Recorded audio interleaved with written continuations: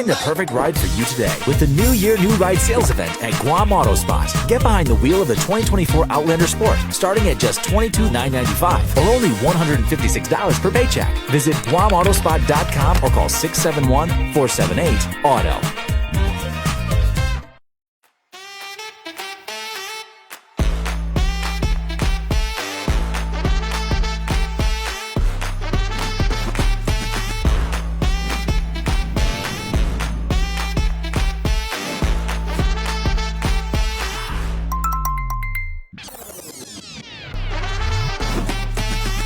Find a plan that goes with your flow. Get unlimited local talk, text, and data at the most affordable rate with Unlimited Flow Postpaid, only at Docomo Pacific.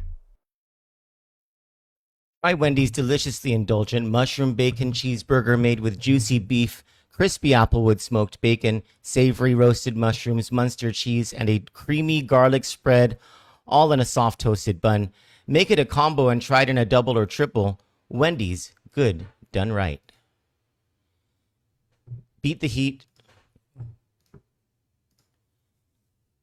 and indulge in fruity cold smoothies at Cold Stone Creamery today. And if you're looking for a healthier alternative, they've got an acai bowl packed with fruits for a refreshing holiday from the hot sun and whatever is stressing you out.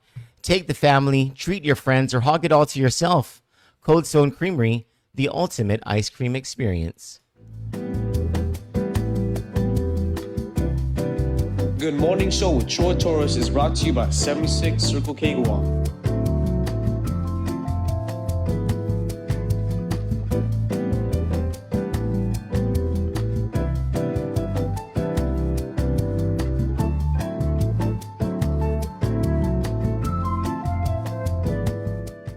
Good morning, my dear friends. It is 9:01 a.m.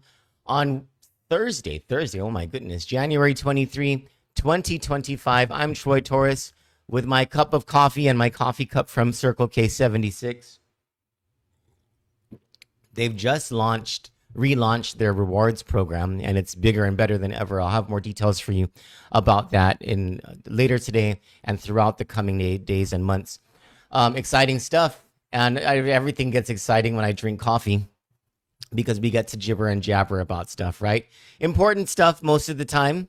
But first, a moment to reflect on our blessings, waking up today, being in each other's company, having our family and our friends, the memories of our loved ones who have gone past, whatever blessings that you may have in life. And if you have a home, you have a car, you have some form of transportation, you're able to eat today, drink fresh water, take care of your kids, take care of your parents, have the medication for your sickness. Blessings upon blessings from the Lord. So good morning and God bless you all. So I wanted to show you the Commonwealth Legislature has finally updated their website, and I wanted to show you, where is that stupid thing? There we go. I wanted to show you that as of this morning, no bills have been introduced in the Commonwealth Senate. This is the Senate page for bills, and let's go to the House now. Also, no bills have been introduced in the Commonwealth House of Representatives, and so there's nothing to discuss there. Moving on to the Guam Legislature, which has now, I don't know if this is in real time, but as of yesterday, this was updated. And there are three new bills that we have not yet discussed that were introduced since the 21st. The first is by Joe San Augustine. It's to appropriate $1 million from the excess revenues. Oops, that page can't be found, says the legislature. $1 million from excess revenues from the present fiscal year. Is this the present fiscal? Yeah, the present fiscal year. To the Agate Mayor's office for revitalization and renovation of the former fire station and police station for the purpose of a multi-purpose facility. I want all of these three bills are about appropriations, and there's something from Senator Therese Terlahi about money as well. So I want to discuss these in totality. Then another bill by Joe San Augustine. This is to appropriate another $1 million in excess revenue from this current fiscal year for GUMA. That's the Guam Unique Merchandise and Art organization for providing mentoring and financial assistance to startup businesses being developed within their program. And then the next one is another appropriation. This one is for $4 million from the current fiscal year's excess revenues to UOG for the purpose of repairs, maintenance, capital improvement projects, and accreditation related priorities. Let's see if this bill number 37, nope, can't be found. Now Tina Munya Barnes' bill. I'm sorry, this is Joe San Augustine's bill as well, co-sponsored by Tina Munya Barnes. Let's see, can't be found either. So the Guam legislature is still working out technical glitches. All right, so I want to talk about, without seeing the details of those bills, and also, not to diminish the importance of whatever work that is that these legislators want to fund. There are multiple considerations to make here whenever you have a legislature appropriate what is so-called excess revenue. And the very first consideration to make is that they're basing this idea of excess revenue on 1 full quarter of collections out of 4 quarters of collections. I know it was unnecessary to say out of 4 quarters of a quarterly collection, but some people. So your tracking of collections throughout a fiscal year. Let's back that up. The legislature every year, from January through July, comes up with a budget, and the predicate of that budget is revenue projection. And revenue projection meaning next fiscal year, beginning in October 1 of next fiscal year, we are projecting. We believe that the government of Guam will collect a certain amount of money from October 1, 2025 to September 30, 2026 for fiscal year 2026. And they base that projection largely on a formula of averages going back 3 years. And then they insert anomalies every here and there. So for example, an anomaly in a revenue projection might be federal grants, new federal grants that don't normally come in, or new military spending that is projected that isn't normally part of the annual economic agenda. And so that's how the legislature figures. And the legislature, to its credit, under the Democrats, for the past 6 years, has not just been spot on with revenue projections, but they've been conservative with revenue projections to the tune of 5 or 6 straight audited financials of surpluses. And so the legislature actually does, at least under the Democrats, have a very good track record of getting the revenues right.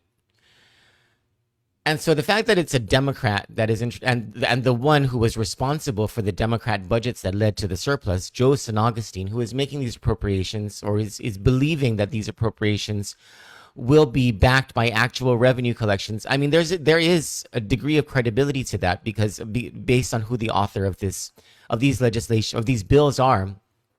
And so you got to consider that, right? But the other thing that you have to consider is that when the legislature makes these revenue projections, and as the administration makes the reports, they're called consolidated revenue and expenditure reports on a quarterly basis. They are always drafts, because you can't actually know what you collected until the financial audit is done. The audited financials is in. That's how it works, right? But there is a degree of certainty. But that degree of certainty is very small at the beginning of a fiscal year, and it grows with certainty as the fiscal year goes on. So, for example, Joe San Augustine is saying, hey, there's this extra $6 million that we can appropriate. And I think, so there's a couple of news releases from Therese Terlahi talking about how the CRER for this past quarter shows a $21.8 million revenue surplus from the projections. And so Joe San Augustine is elected to take $6 million of that.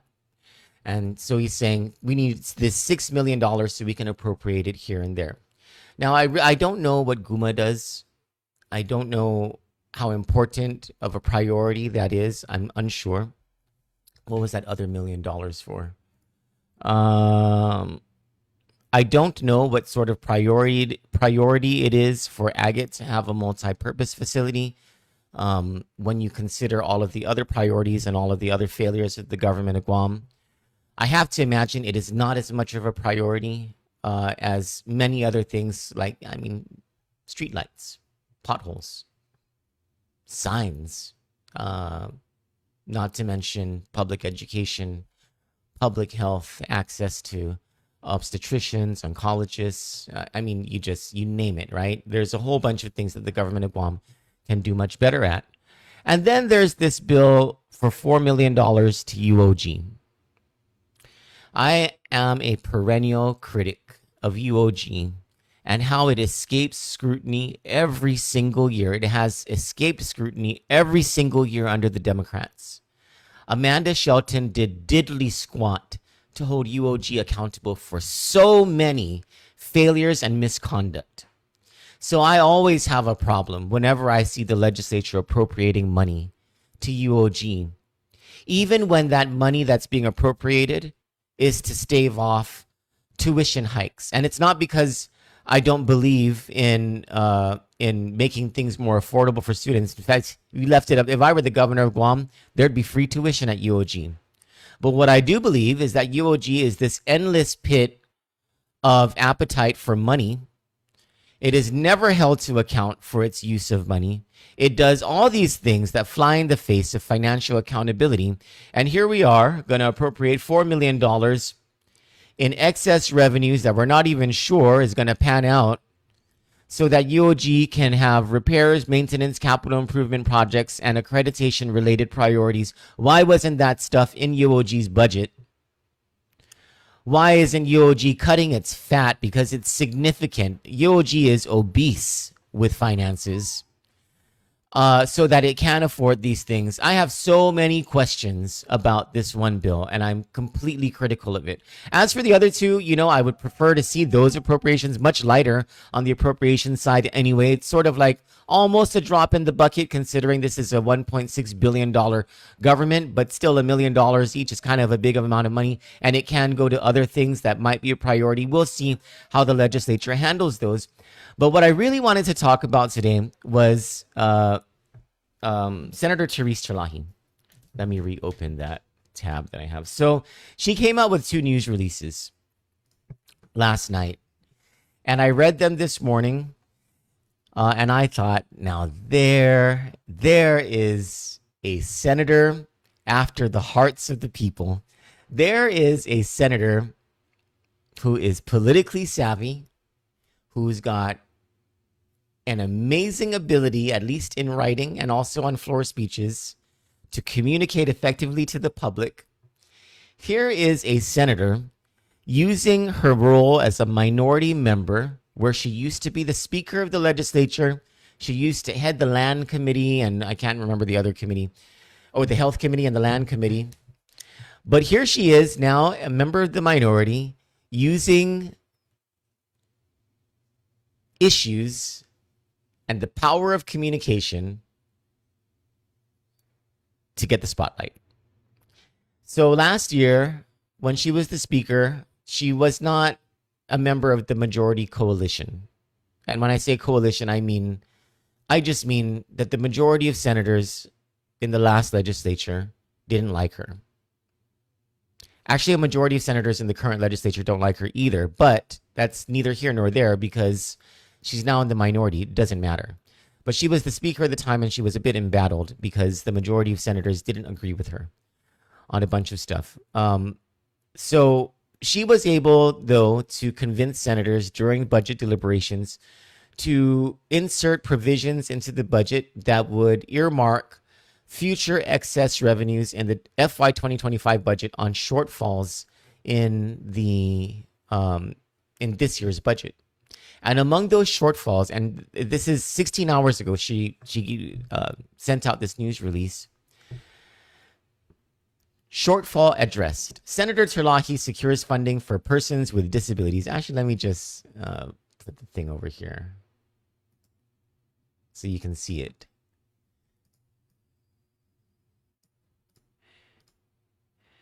Senator Terlahi's amendment to the FY25 budget comes into effect now that the CRER for December shows a $21.8 million excess revenue. I mean, I would get someone in her staff to clean up these news releases and to put the to give us the real meat. They call it the lead. You know, in your first sentence, you want to tell the entire story in a summarized way in your first sentence, maybe even 2 sentences, and then retell the story in its detail and after the first paragraph. That's just a little communication 101. During legislative discussions for the budget, DISIT submitted a request for $375,000 to sustain operations for the growing needs of our clients. This is funding for group homes, in-home services, day services that directly benefit people with disabilities and not included in the original budget bill by Joe San Augustine. This is important stuff, my dear friends. And this really says something about the administration's true commitment to the poor. And you have to remember, there's something that's not being said in this news release, but it hangs over all of us as we consider what is being said and what's not being said. You have Lieutenant Governor Josh Tenorio, who is the poverty and homelessness czar. When I interviewed him after he made his announcement that he is running for governor, his stated reason for running for governor is he wants to do much more to solve the poverty problem in this island. It is such a wonderful agenda to have. It really is. And it was refreshing to hear that from the island's number 2 and from a candidate for governor. But, I mean, you can walk the walk, but can you talk the talk? And what Therese Terlahi is showing us in this one news release is that her likely opponent, because she's rumored and highly likely to be running for governor against Josh Tenorio in 2026, her likely opponent for this position, who has said that poverty is his thing, and he is in office, and he is the poverty czar right now, Therese Terlahi is showing us that Josh Tenorio has failed at this, and that she's the person who actually cares about poverty. I mean, it really is. I mean, the political savvy of this one news release and just her actions. I mean, this is a mature politician. This is, I mean, and I don't mean that in the bad sense of the word. I'm paying her a compliment here.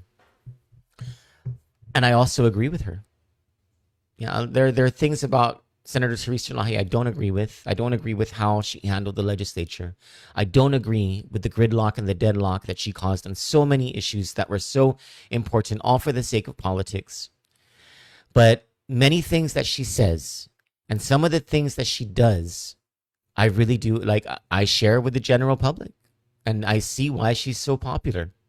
And if the lieutenant governor, or really if Therese Terlahi makes it past him, or if the lieutenant governor doesn't run at all and Therese Terlahi becomes the Democratic candidate for governor, the Republicans then would have to, I would think, worry about Therese Terlahi's use of her minority position, making gains not just in a legislative agenda, but also public relations wise. And she's already started. I mean, she started off with some petty complaints in the beginning of this legislature. But this news release here on the second week of the legislature, very short, clearly showing that her legislative agenda cares about this issue of poverty, our biggest issue by far in decades, against the failures of her likely opponent for the governor's race in dealing with the poverty issue. And her opponent has made the poverty issue his main thing. I mean, this is like a strike that Therese Terlahi has made down the alley. That's a bowling reference. One of the only sports I know. Continuing, so she says, DISIT's appeal and understanding the essential services that DISIT, blah, blah, blah, blah, blah. So this $375,000 appropriation that she made in last year's budget deliberations for this year, apparently because the CRER is showing that there's excess revenues, now DSID will get this money, and it's all because of Therese Terlahi. That's what the news release says. Now there's a second news release that also talks about the $21.8 million excess revenues from the CRER. And again, I just want to reiterate what I said when I was talking about Joseph Augustine's bills.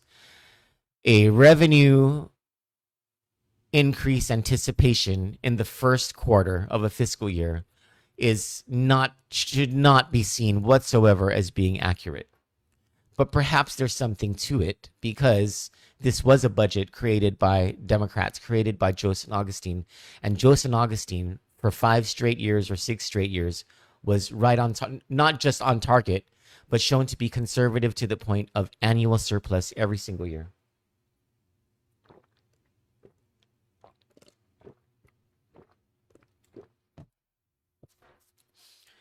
So one of the other things that Therese Terlahi did in the formulation of last year's budget was insert an amendment to fund the 18% salary increases for the nurses over at Guam Behavioral Health and Wellness Center. Another issue that impacts poverty in a positive way.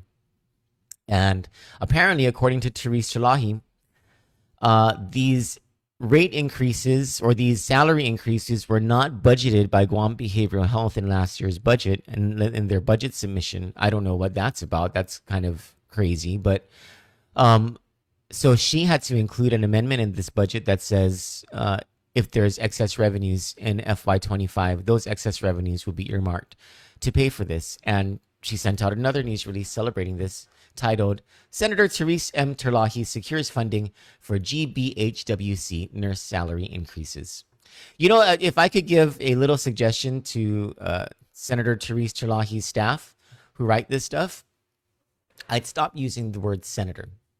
If she really is running for governor, I would start promoting her name on its own.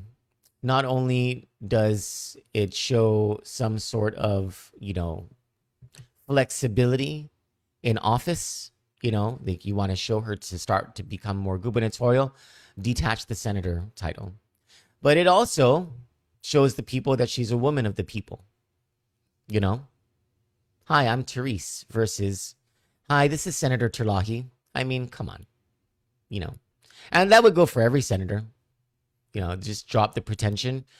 But if you're running for governor, pretty important thing, these little things that can really make a difference in the eyes of the public.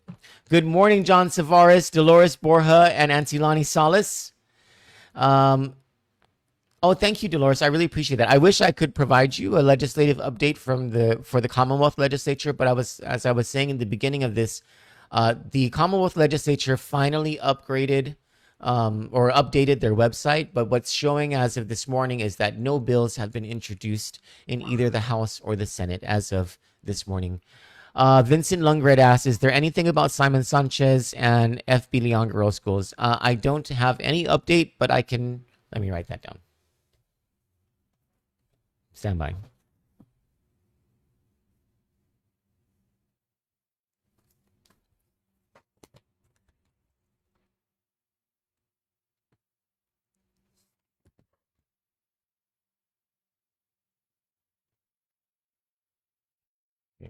Oh, there we go.